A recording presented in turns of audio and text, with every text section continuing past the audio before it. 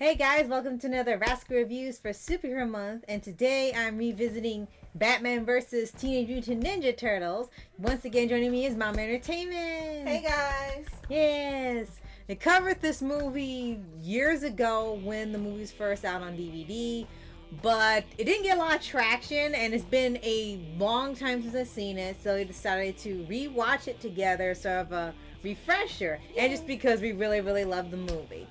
And before we start, be sure to like, subscribe, and click notification bells updates on my channel and more upcoming videos. Yes. Dad. Yes. I can't believe we watched this again. Yes. And then it was just like when you watch something you love and you take a big break and you get back to it, it's like you never left. Right. Well, that's how I was watching this movie because Yes. it was so much fun watching it. There's only one thing we didn't notice before, but I know you'll get to that. Right. So, this is a movie, at the time it came out, we wanted to see for a long time. You know, we love Batman, we really love Teenage Mutant Ninja Turtles. Them crossing over in a movie was something both us and a lot of fans of both series wanted to see. And we even read some of the comics for the few times where they did cross over in DC and Nick. And those have been pretty fun too. Mm-hmm. It's just that it looks like for here they sort of made their own story based on it, but they didn't adapt the story of the comics. They just made a new story for this movie. Now this is one of the latter movies released by DC on DVD. Mm-hmm. Came out in 2019. Was released at WonderCon first in March, and then digitally in May and on DVD after that, of course, in June. Mm-hmm. And what's really funny is that this is what you're used to from DC animated movies. Yes. The DCAU, and you don't get this anymore. Yes. It was directed by Jake Castorina and written by Marley Halpern Grazer. Mm-hmm. And it says it was inspired by the crossover DC Comics and IDW Publishing miniseries Batman Teenage Mutant Ninja Turtles. There it is. Kenyon IV and Freddie Williams II, who we know from all his artwork we used to see on Tumblr many years ago. Yes. And we see the IDW pretty much deals with everybody when it comes to their comics now. They work with Paramount for Star Trek. They work with Disney. They work with the people who own TMNT. They work with DC. Work with Marvel. Work with Sonic. With like pretty much anybody that's like or Hasbro. Pretty much anybody that's a big name. They just work for to get the comics out. All the big names. Sure. And for this, I am glad that it turned out to be one of the best decisions to make a movie based off the crossover. Yeah. Even if it was just an original idea, they still made something fantastic out of it. And it pleased fans of both Batman and TMNT and the ones who are in both. Now, what's funny is when we started watching this and thinking about IDW, once upon a time at Dollar Trees, which is no longer Dollar Tree, now Tree, they used to sell comics. Yes, IDW at one point. comics specifically. And I have several issues of Batman versus Spawn that I got from Tree years ago, because at that time comics and anime weren't huge here. Right. And they were just throwing this stuff in Tree and selling them for $1, and you were getting an issue for $1. Right. That was shrink wrap and never opened. Right. And I distinctly remember seeing this there, and stupidly remember telling you and wanting to kick myself because I didn't buy it that day. It's like the good old days. Yeah. Now, for this story itself, a little bit of thing about the titles is Batman versus TMNT. You think it's an entire movie where they fight each other.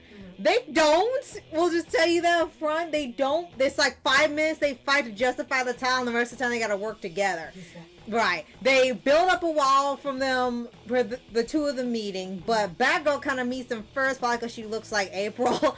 And they have Shredder working with Ra's al Ghul, and they're discussing about combining the mutagen with Lazarus Pit, and they're gonna combine that into, I guess, their own mutant super soldiers, which is some say out of fanfic, but it's the good kind of fanfic.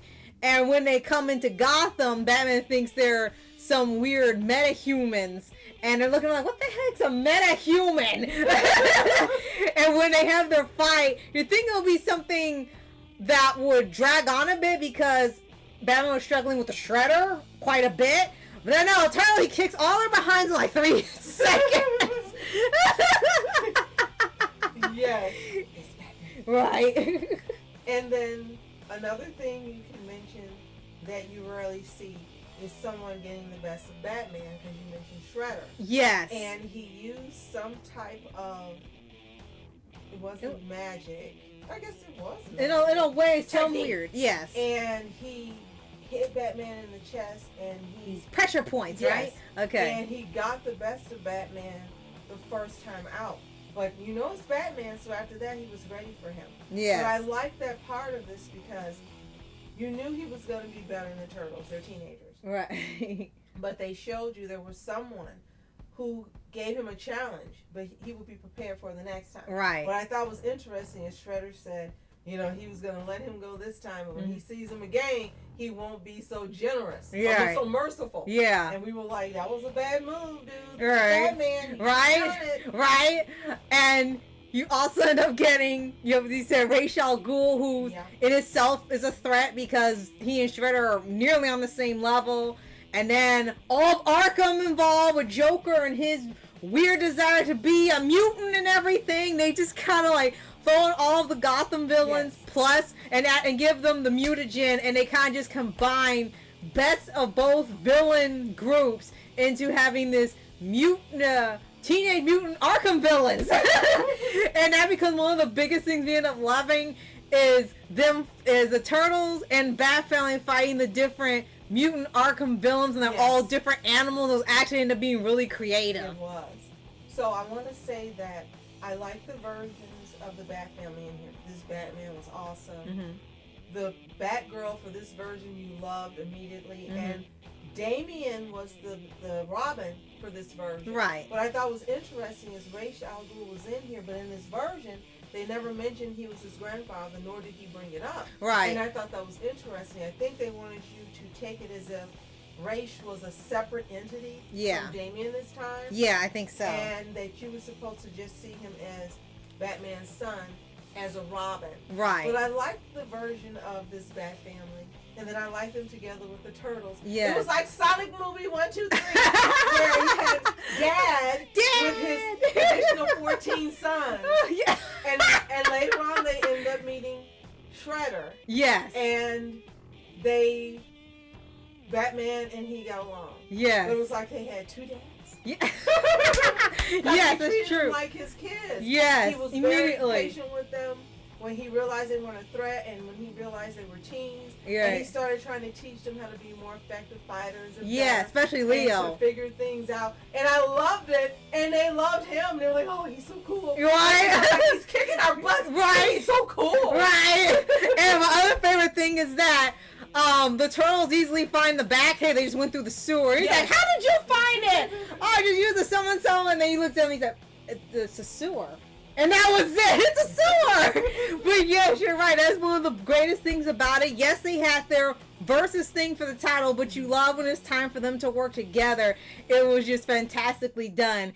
And it's funny you mention that because as of this recording, and it's probably now out by the time it's up, they recently had a crossover with Batman and Justice League with the Sonic characters, where they went to Sonic's world because Darkseid wanted to get Chaos Emeralds, and all the covering that right, and people were just screaming that it was one of the best crossovers ever. Especially you finally got your dream crossover with Batman and Shadow, and they immediately worked together after like Batman knows Shadow's story in like 2 seconds. He said, "Who did you lose? How do you know that?" So it ended up working perfectly with Turtles 2, and how they always have Batman know how to deal with each person outside of DC during the crossover. Yes. This was a joy to watch. And you know, speaking of crossovers, quickly I like to say, I think that's what DC should just move to. Stop trying to write the crap they write and just move doing crossover for a little bit. Franchises we love, and maybe get back into the groove, because we're seeing these crossovers, whether it's movies or comics or graphic novels, and they're fantastic, and that's their strength now. Not trying to make different versions of Batman and the Y graphic novels, different versions and new old don't do it 52s and all that stuff. Just do something like this. Yes. And make everybody happy. Yes. And this definitely made people happy when it came out. And it's still being talked about now as one of the best Batman movies and one of the best crossover movies and one of the best Turtles crossovers or incarnations, because they do make it clear it's a different version of them all together. And especially towards the end when you get to see them use all the Batmobile and vehicles plus the Turtle vehicles and everything coming together at once for this big grand finale. And my only issue, well, two issues and one you're going to put on. My first issue is that I wish we could have seen Splinter in here, because they mentioned him a lot and his impact on them. And I get they were kind of away from their home for a while, but I at least thought they would maybe show a flashback or an image or something of him, or a chance meeting or something. Because it did feel a little odd that he was left out of here and we didn't get to see him. I don't know why I thought they saw him. I think because we watched Another Forever before. Yeah. And I was thinking that they had met him. So yeah, sorry, it happens. guys.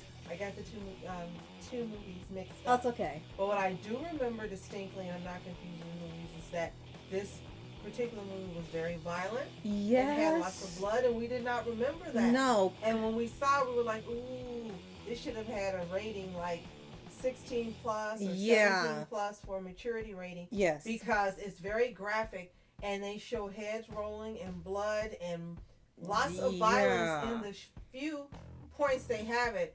It's very graphic. Yeah. This is not for young kids. No, it's not. And we see why it's never been on TV. It kind of has to stay on DVD or a channel for older audiences or adults. It would be the second issue, and very few issues of this movie, is that they were trying to put in so much of the Batman's maturity in there that they end up putting in the graphicness. I guess I want to remind you that despite all the fun in here, the villains were killers and were threats.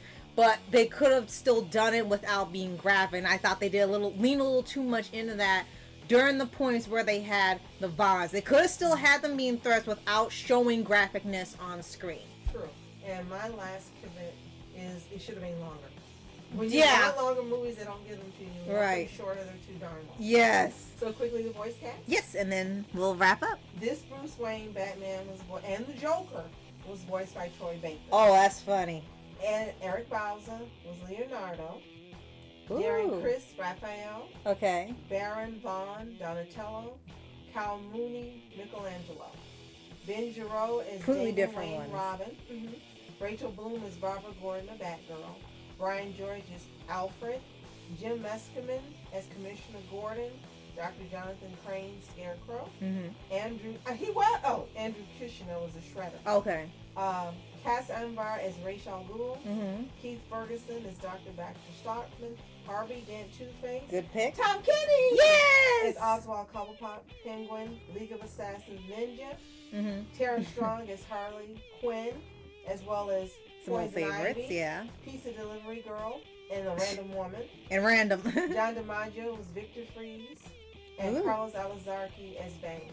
Cool. So you have a great, fantastic, top-of-the-line voice cast. Yes, absolutely. I personally think Eric Bauza probably could have voiced more than one character. Maybe he's known to be sound like other voice actors, so that would have worked. So at 87 minutes, if you want to watch something that's quality DC, AU, then you need to watch Batman vs. Teenage. Yes, absolutely. Just forget about renting it. Just go buy it immediately. Yes. And we own it. Right. And if you haven't already, subscribe for updates and I guess notifications about not only just reviews, but the continuation of Superhero Month and other stuff that comes before and after it. And thank you once again, Mama, for joining me. Thank you for having me. Yes, and be sure to subscribe to Mama on her SoulFab channel for lots of reviews of her own, hacks, videos, tips, and even mashups too. And yes, Rascal on some of them. Yes. Come see me. Yes. So, thank you so much for watching. I'm Rascal. And I'm Mama. Have a toontastic day. Peace.